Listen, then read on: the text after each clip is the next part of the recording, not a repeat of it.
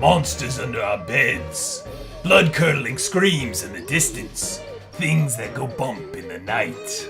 All Hallows Eve is rapidly approaching, and fear is lurking around every possible corner, including the video games designed for our own personal enjoyment. But let's face it, you scare easily, so playing a horrifying video game on a dark and stormy night is the last thing you'd want to be doing. So here are my 5 favorite video games that have spooky elements to them, but are not exactly scary. Number 5, Super Ghouls and Ghosts for the Super Nintendo. You control the courageous knight, Arthur, as he attempts to save the kidnapped princess from the fiendish Demon King. Along the way, you do battle with ghouls and ghosts, of course. Not only that, there are tons of other classic horror-themed baddies like zombies, bats, werewolves, and Satan. Projectiles are your only form of attack, and there are different types of weapons you can pick up that will change the speed, direction, or power of the attack. You can also perform a double jump, but watch out because once you jump, you can't change the arc mid-air, so you're committed to that landing. Arthur, like any good knight, is clad in armor, and you can upgrade the armor by finding power boosts in hidden treasure chests. But even after one hit, your armor will fly off. This leaves Arthur exposed in his boxers and completely vulnerable. One more hit and that's it, your goose is cooked and it's back to start. The death animation is actually pretty brutal for a 16-bit game. You just immediately exploded to a pile of bones.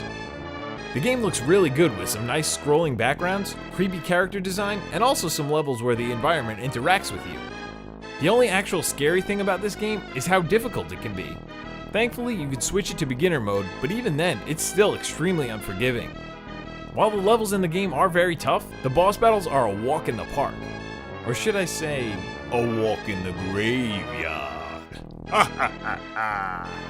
No, seriously, the bosses are super easy. Their overall atmosphere and design paired with a fitting soundtrack makes Super Ghouls and Ghosts a perfect game to kick off a night of not-so-frights. Number 4, The House of the Dead 2 for the Sega Dreamcast, Xbox, and Wii.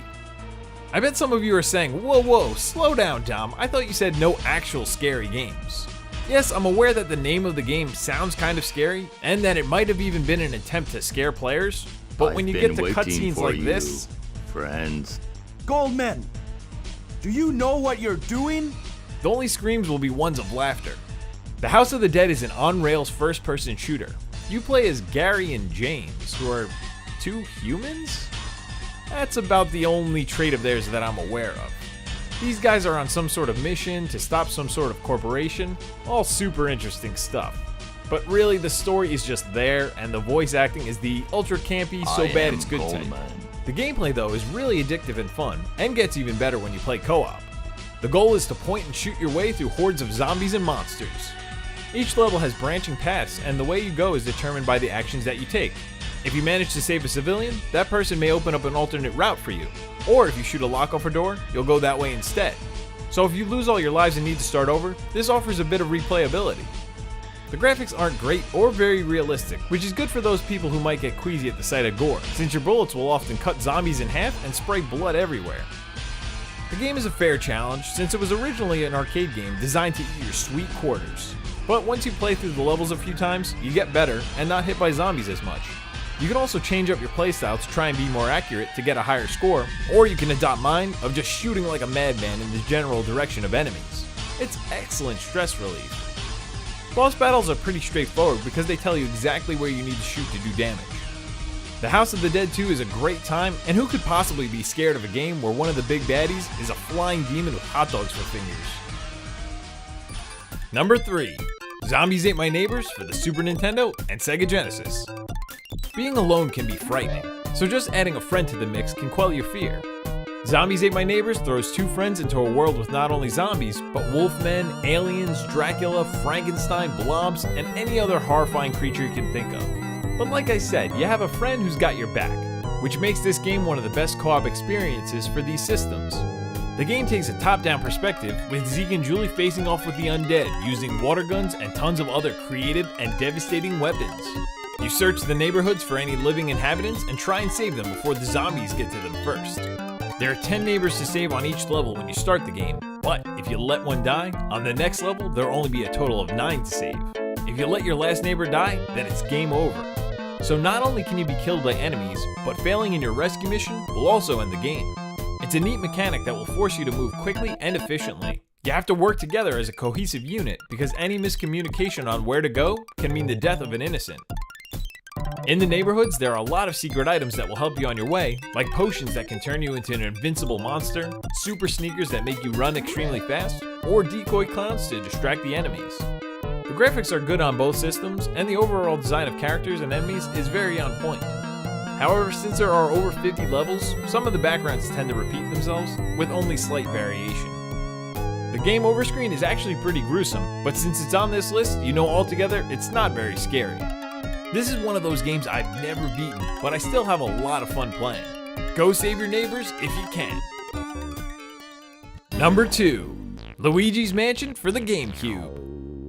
Luigi has been in his brother's shadow for far too long. They call them the Mario Brothers for crying out loud. He's earned his own game, dang it, and when he finally gets his time to shine, they stick him in a game shrouded in darkness. Poor Luigi. Well, when the game starts, it looks like things are finally going his way. He's won a contest for a free mansion, but it turns out it's overrun by ghosts, and they've taken his brother captive and stuck him in a painting. Poor Luigi.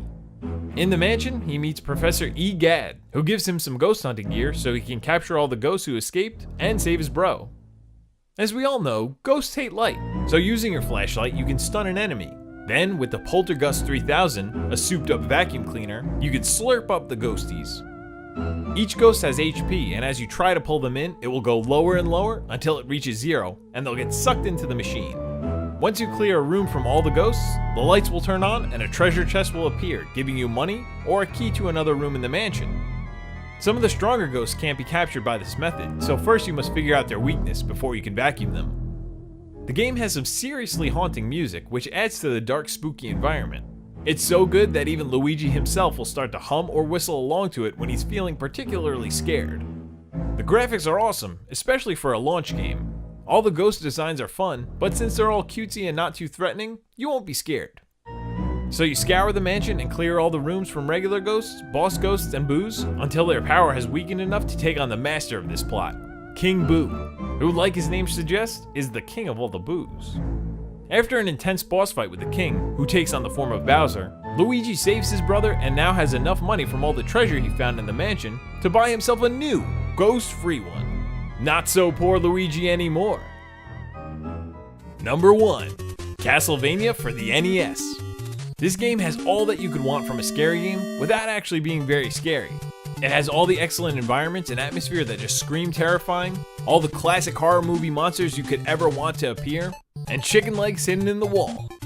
I could sit and play this game anytime, any day. In Castlevania, you play as Simon Belmont, who armed with a whip must travel through Dracula's castle to meet with the Count and destroy him. This is another game that can be a bit difficult, but it's all about patience here. And that's what I really like about this game. It's a slower pace, which is exactly how you'd behave if you yourself had to storm Dracula's castle. You'd take your time being very careful, learning the patterns of your enemies. You wouldn't go in whip blazing to end up getting killed. As you move your way through the castle, there are a variety of sub-weapons you can pick up that will make the fight easier, like axes, boomerangs, and a time-freezing clock. The bad guys are all pretty effortless to defeat, but it's all about where they are placed that can cause you harm. And some are also downright infuriating, like the Medusa heads. One hit from an enemy won't kill you, but it can knock you back, causing you to fall into a pit, which that will kill you. So again, you have to be cautious, especially when jumping, because you can't control your jump arc once you leave the ground. At the end of each level, as expected, there's a boss fight, and these can really test you. Dracula is a downright beast, and I've still only beaten him a few times over the years. The music is all top-notch and definitely sits in my top 10 favorite soundtracks of all time. Each song is so awesome and makes it feel like an epic adventure. If you manage to escape Dracula's castle, then you are truly worthy of the Belmont name. Castlevania is a classic and my undisputed favorite, not-so-spooky game.